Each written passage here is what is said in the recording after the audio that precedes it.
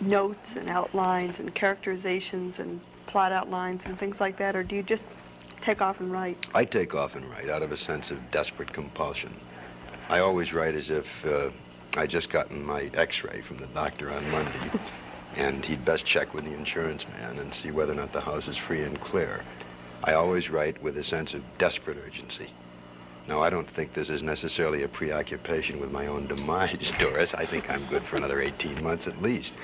But I always write as if, gee, get it down. Now, other writers, and many fine writers, and many writers finer than I might add, are very craftsmanlike, meticulous, delvers into structures, scenes, costumes, biographies of their people. They have everything seen down in note form before they begin. They also have a very good idea of the sense of, if it's a play, they're acts, if it's a novel, they're chapters. I don't at all. I just have a rough sense. Would you write more than one work at a time? I mean, do you feel you have to have that pressure behind you?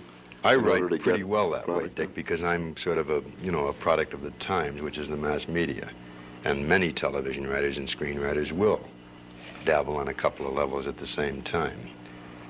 Not with the knowledge of their employers, but, for their own edification. And they do this, I think, out of compulsion in part, out of the fact that they may have become hung up in one of their projects, and very often just because that's the way they work best.